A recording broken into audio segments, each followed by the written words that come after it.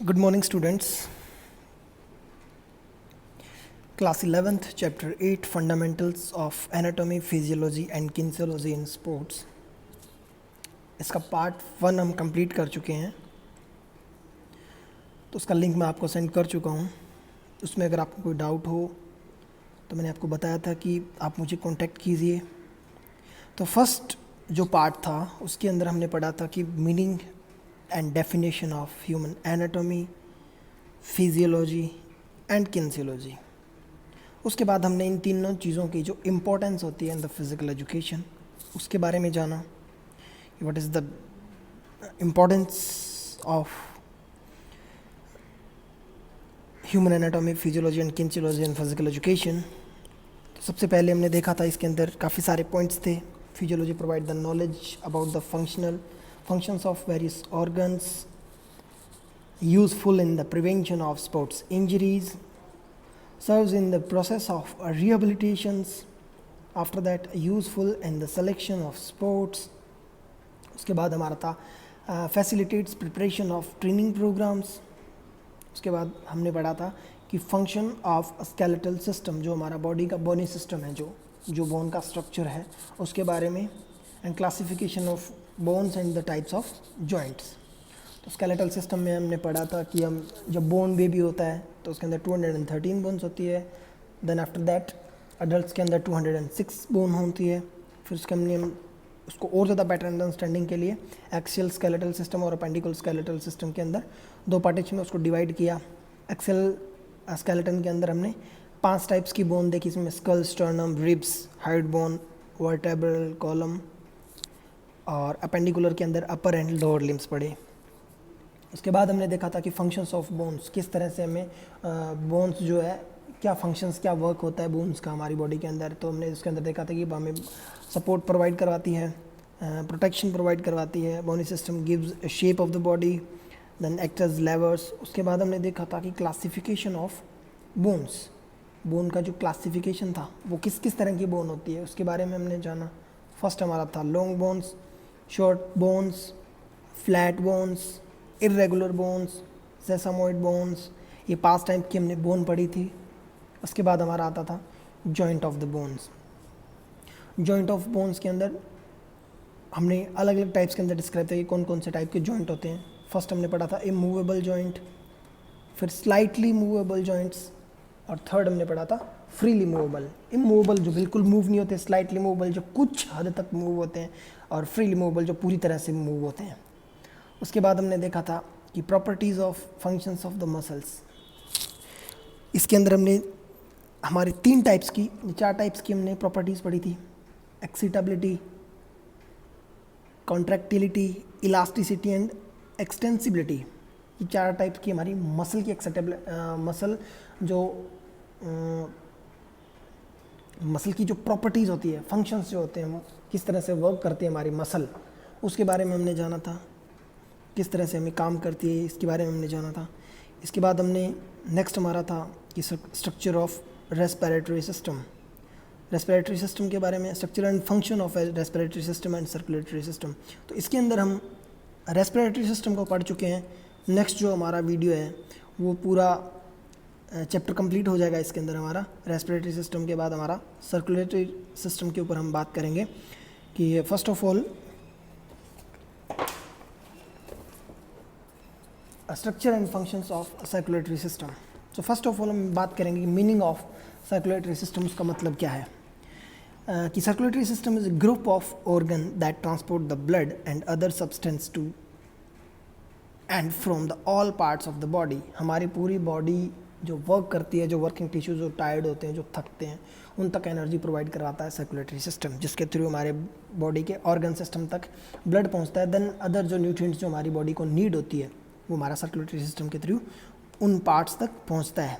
For the body to be maintain in stage of good health, the individual cells, tissues and organs must have continuous supply of oxygen and other nutrients. जो मैंने अभी बात की, हमारी body को maintain रखने के लिए, अच्छी हेल्थ रखने के लिए, गुड हेल्थ रखने के लिए हमारी बॉडी को जिन न्यूट्रिएंट्स की, ऑक्सीजन की, सेल्स की, टिश्यूज़ की जिनकी भी नीड होती है वो सारी चीज़ें हमें ब्लड के थ्रू, सर्कुलेटरी सिस्टम के थ्रू हमें प्रोवाइड करवाई जाती है ताकि हमारी बॉडी जो है हेल्दी रहे और प्रॉपरली वर्क कर सके एफिशिएंसी के साथ। Along with this there must be continuous removal of carbon dioxide and waste products, और इसी सर्कुलेटरी सिस्टम के थ्रू हमारा कार्बन डाइऑक्साइड बाहर आता है, ऑक्सीजन हम इनहेल करते हैं, कार्बन डाइऑक्साइड एक्सहेल करते हैं, और हमारे जो वेस्ट प्रोडक्ट्स होते हैं हमारी बॉडी के अंदर वो सारी चीज़ें हम बाहर करते हैं, एक्सर्ट करते हैं इनको। The body system with the specialized function of transporting these materials to and from various parts of body, its circulatory system is the circulatory system। हमारी बॉडी के अंदर जो एक स्पेशलाइज्ड फंक्शन ऑफ ट्रांसपोर्टिंग, सबसे बड़ा काम इसका ट्रांसपोर्टेशन का होता है।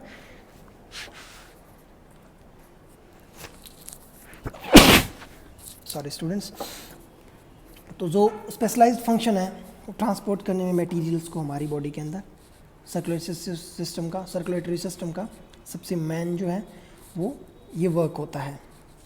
इसके बाद हम बात करें कि फॉर ज़्यादा इसकी अंडरस्टैंडिंग के लिए, फॉर बेटर अंडरस्टैंडिंग, बहुत ज़्यादा इसको अच्छे तरीके से समझने के लिए कौन कौन से इसके अंदर जो ऑर्गन जो है हमें काम में आते हैं वो कौन कौन से होते हैं। तो first of all heart. General सी बात है कि हार्ट के बारे में सभी ने सुना होगा, स्मॉल क्लासेस के अंदर हार्ट के बारे में पढ़ा होगा, साइंस के अंदर। तो हार्ट के बारे में हम ध्यान देंगे कि the human heart is made up of cardiac muscle. Cardiac muscle से बना होता है ये। It is a hollow cone shaped होता है ये muscular organ. It is a sort of pump, एक टाइप का एक पंप होता है ये। The pumping action of the heart is fundamental to adequate nutritions to cell and maintenance of internal environment को मेंटेन करके रखने के लिए पंपिंग करता है हार्ट। जब हार्ट हमारा बहुत फास्ट स्पीड से पंप करता है तो वो ब्लड को थोड़ा हीट करता है, गर्म करता है, जिसके कारण हमारी बॉडी वर्क करती है। कोई भी वर्क करते हैं हम थकते हैं, और जब हम कोई वर्क नहीं करते हैं, when we are in the rest position, तब हमारा हार्ट जो है बिल्कुल रिलैक्स रहता है। तब हमारी हार्ट जो है बिल्कुल नॉर्मल ब्लड ट्रांसपोर्ट करता है हमारे वर्किंग टिश्यूज़ तक। तो हमारे इंटरनल जो एनवायरनमेंट है बॉडी का, उसको मेंटेन करके रखने में हमारी हेल्प करता है कौन? हमारा हार्ट। तो सबसे पहले हम बात करेंगे लोकेशन ऑफ द हार्ट, कहाँ पे होता है, क्या होता है, क्या नहीं होता है, इसके बारे में हम जानेंगे। कि the heart is located in the thorax between the lungs and about the central depression of the diaphragm. हमारे पूरे बॉडी के डायफ्राम के बिल्कुल सेंटर में होता है, और लंग्स के जस्ट थोड़ा सा अबाव, बिटवीन द लंग्स, बीच में इनके लंग्स की जो होती है हमारे, उसके बीच में हमारा लंग्स जो है प्रोटेक्ट करते हैं हमारे हार्ट को। लंग्स के बीच में हमारा, थोरैक्स के बिल्कुल सेंटर में होता है हमारा heart. It is wait approximately 300 ग्राम, कम से कम 300 ग्राम इसका वेट होता है। The base of the heart remains about the apex below.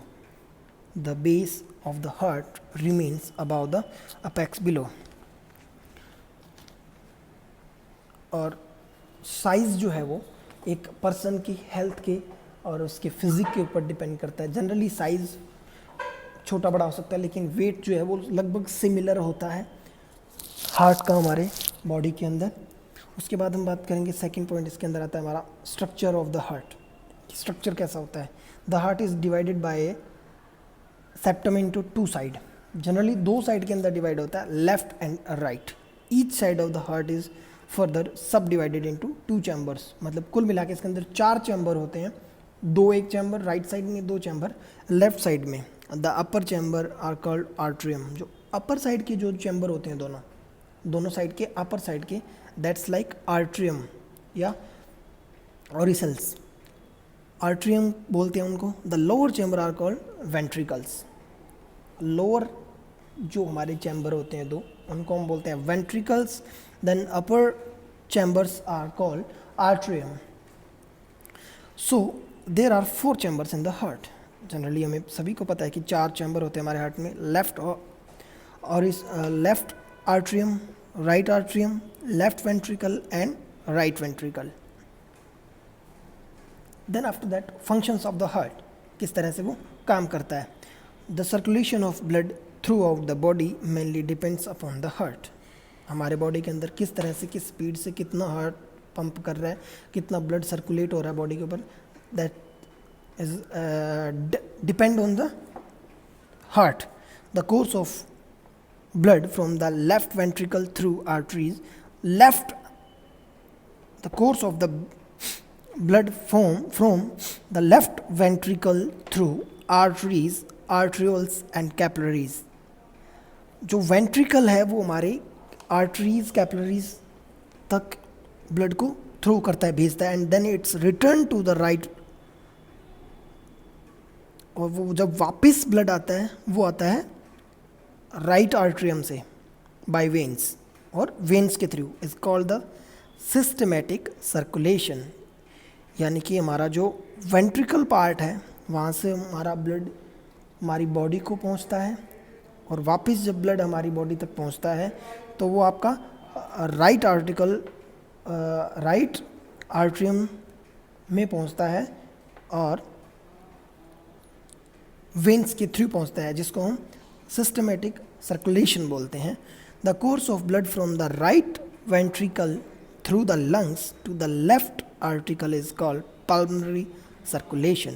The course of blood from the right ventricle through the lungs to the left auricle is called pulmonary circulation. Systematic circulation has greater force and pulmonary circulation has lesser force.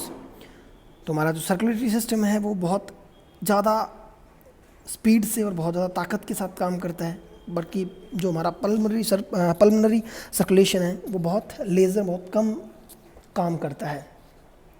इसके बाद हमारा next आता है कि arteries. Arteries क्या है कि arteries contain blood under high pressure and are therefore elastic muscular and the thick walled. The structure and relative thickness vary with the size of artery. The great extensibility of the arteries enables them to receive additional amount of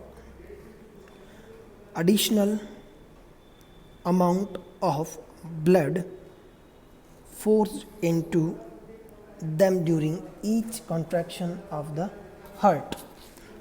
artery जो है contain है हमारे blood का, उसके अंदर हमारा blood का pressure जो है वो बहुत हाई रहता है. There are elastic muscular and thick walled. तो एक इलास्टिक मस्कुलर सिस्टम होता है बॉडी का, जो हमारा इलास्टिक का मतलब होता है जो कम ज़्यादा होता रहता है हमारी थिकनेस हमारी वॉल की. The structure of relative thickness worry the size of artery. और वो जो स्ट्रक्चर होता है उसकी जो थिकनेस होती है वो साइज ऑफ आर्टरी डिपेंड करता है उसके ऊपर. The great extensibility of the arteries enables them to receive additional amount of blood force into them during contraction of the heart. जब हम कोई वर्क करते हैं, अगर हमारी उसकी थिकनेस बहुत ज़्यादा अच्छी है तो हमारी बॉडी के वर्किंग टिश्यूज़ तक ब्लड बहुत अधिक मात्रा में और बहुत अच्छे से पहुंचता है, और वो आपकी डिपेंड करता है आपकी आर्टरीज़ की थिकनेस के ऊपर. तो जनरली यहाँ पे 3 टाइप्स की आर्टरीज़ बताई गई है. क्लासिफिकेशन ऑफ आर्टरीज़, जिसके अंदर फर्स्ट ही आती है elastic arteries. These arteries includes those large arteries leading directly from the heart. ये आर्टरीज डायरेक्ट हमारी आर्टा और पल्मोनरी आर्टरी होती है, जनरली जो डायरेक्ट हार्ट के साथ रिलेट करती है उनको हम आरोटा एंड पल्मोनरी आर्टरी बोलते हैं. These are also called conducting arteries because they conduct. इसको हम कंडक्टिंग आर्टरीज भी बोलते हैं क्योंकि they conduct blood from the heart to the muscular arteries. Heart से कंडक्ट करती है ब्लड को मस्कुलर आर्टरीज के लिए. They are very large and may up to 3 centimetre in diameter. बहुत लार्ज होती है और कम से कम 3 सेंटीमीटर इनका डायमीटर होता है. आफ्टर दैट हम बात करें कि muscular arteries. These arteries are of medium size. These are also called distributing arteries because these distribute the blood to the various organs. Muscular arteries कौन सी? These arteries are medium size. अगर हम वहाँ पे diameter उसका 3 centimetre था तो उससे medium size की होती है जो हमारी मस्कुलर आर्टरीज होती है. These are also called distributing arteries. Distributing arteries बोलते हैं क्योंकि डिस्ट्रीब्यूट करती है ब्लड को हमारे ऑर्गन्स तक, इसलिए हम इसको मस्कुलर आर्टरीज को डिस्ट्रीब्यूटिंग आर्टरीज भी बोलते हैं. इसके बाद हमारी थर्ड वन आती है arterioles. These are also muscular arteries, but these are much smaller in size. हम बात करें कि इलास्टिक आर्टरीज ही वो सबसे बड़ी थी जिसका डायमीटर कम से कम 3 सेंटीमीटर था। उसके बाद हम बात करें मस्कुलर आर्टरीज की तो मीडियम साइज़ की थी। अब हम बात करें आर्ट्रियोल्स की। आर्ट्रियोल्स जो है उन दोनों के साथ हम कंपेयर करें इलास्टिक आर्टरीज और मस्कुलर आर्टरीज के साथ, तो आर्ट्रियोल्स जो हम सबसे स्मॉल साइज़ की होती है arteries, but these are much smaller in size. They maintain the blood pressure of the body in general. ये arterioles जो है ये हमारे बॉडी के टेम्परेचर को, ब्लड के टेम्परेचर को, बीपी को कंट्रोल करने में हेल्प करती है, मेंटेन रखने में हेल्प करती है। उसके बाद हम बात करते हैं जो फंक्शन किस तरह काम कर रहे हैं, उसमें हमारा सेकंड उसमें पार्ट आता है वेन्स कि वेन्स क्या है। The veins return the blood to the heart. Veins के थ्रू ही हमारे हार्ट के अंदर वापस ब्लड जाता है। The structure of the veins is similar to that of arteries. Arteries की तरह ही हमारी वेन्स का साइज होता है। These veins tend to collapse when not filled with blood. In general, the total diameter of veins returning blood from any organ it at least twice the diameter of the arteries carrying blood to the organ. ये organ से blood उठाती है, हमारे heart तक लेके जाती है, वापस रिटर्न करने में हमारी हेल्प करती है कि जो हमारा अनऑक्सीजनाइज्ड जो ब्लड होता है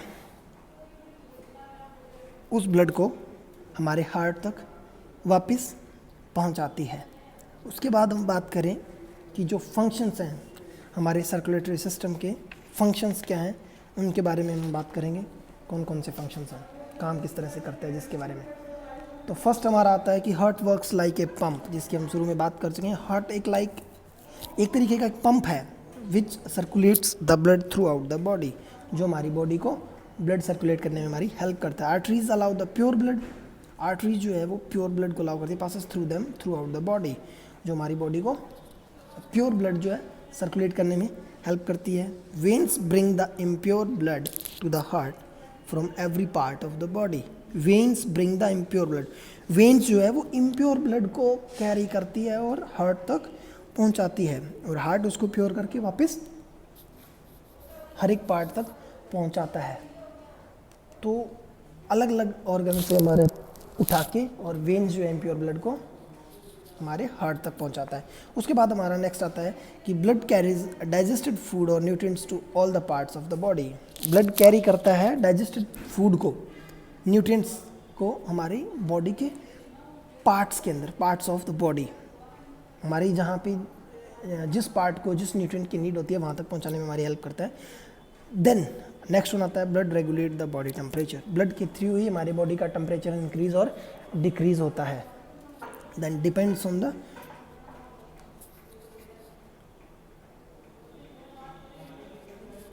blood temperature. उसके बाद हमारा नेक्स्ट आता है इक्विलिब्रियम।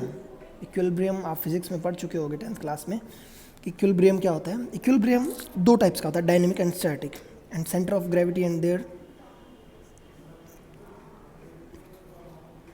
एप्लीकेशन इन स्पोर्ट्स किस तरह से काम करता है उसके बारे में बताएंगे।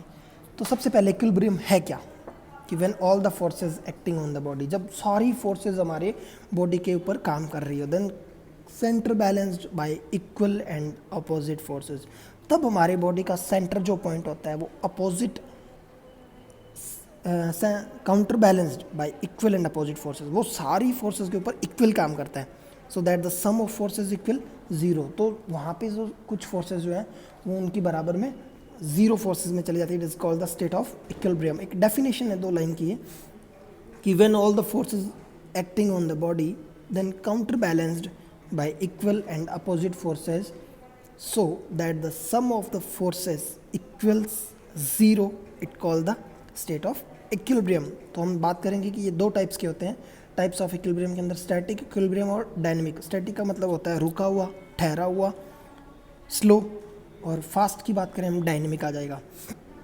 तो स्टैटिक के अंदर अगर बात करें हम, static equilibrium is when the centre of gravity is in A stable position, जब हमारा सेंटर ऑफ ग्रेविटी बिल्कुल स्टेबल हो, बिल्कुल रुका हो। When one is sitting on performing and handstand in gymnastic, जब हम हैंडस्टैंड करते हैं जिम्नास्टिक, हमारी बॉडी को एक बैलेंस के अंदर हम रोकते हैं, तो वहाँ पे हमारी पूरी बॉडी का बैलेंस जो है वो स्टैटिक इक्विलिब्रियम में चला जाता है, क्योंकि हमारा वहाँ पे सेंटर ऑफ ग्रेविटी बिल्कुल ज़ीरो हो जाता है और हमारी बॉडी का पोजीशन जो है वो एक स्टेबल पोजीशन हो जाता है।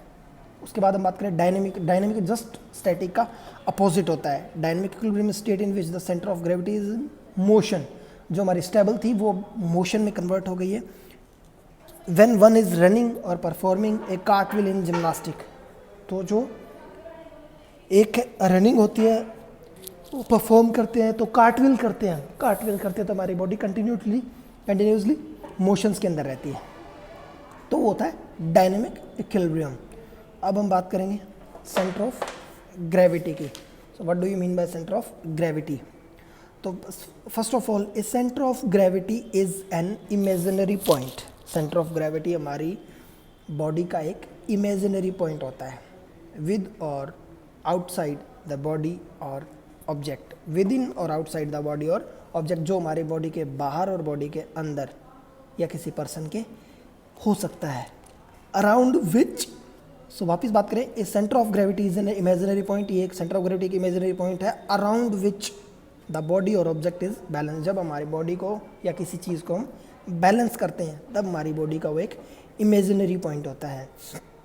For better understanding, a human body the centre of weight is known as the centre of gravity. A human body the centre of weight, हमारे बॉडी का जो बिल्कुल सेंटर का वेट है, known as the centre of gravity, उसी को हम centre of gravity बोलते हैं।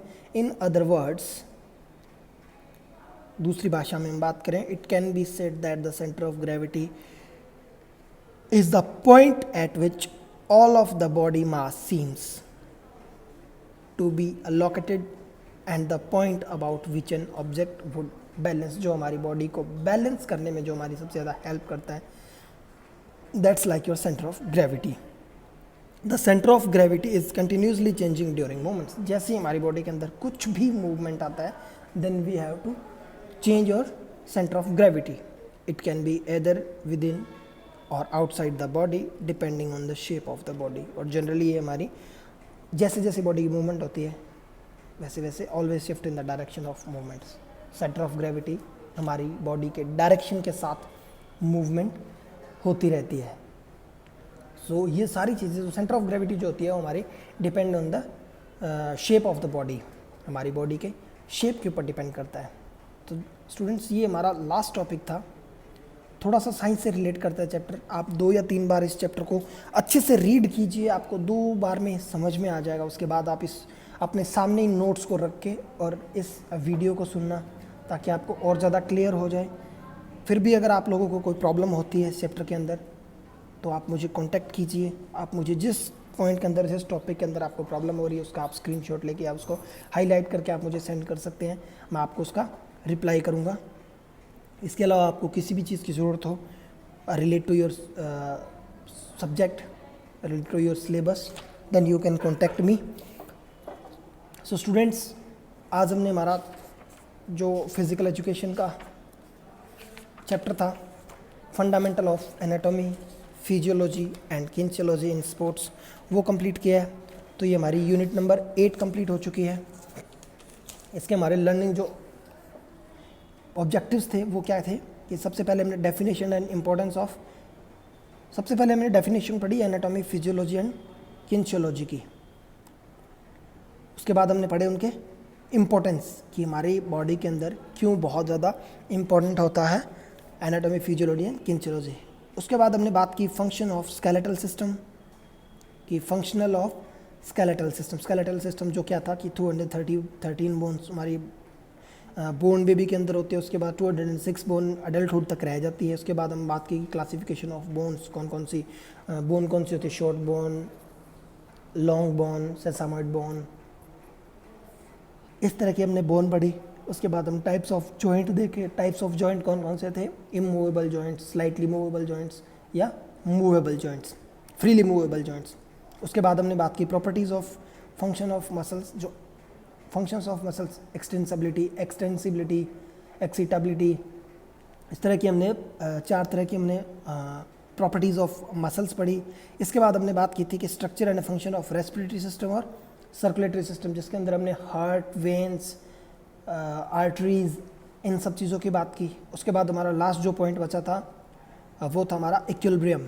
इक्विलिब्रियम के अंदर हमने 2 टाइप्स के इक्विलिब्रियम पढ़े, स्टैटिक और डायनेमिक। इक्विलिब्रियम वो था जो हमारा इमेजिनरी पॉइंट के अंदर हमारी जो काउंटर बैलेंस जो होता है बॉडी का उसके अंदर बिल्कुल ज़ीरो पे आता है, जहाँ पे हमारी बॉडी जब बैलेंस करती है। जब इसके अंदर हमने दो टाइप पढ़े कि डायनेमिक और स्टैटिक।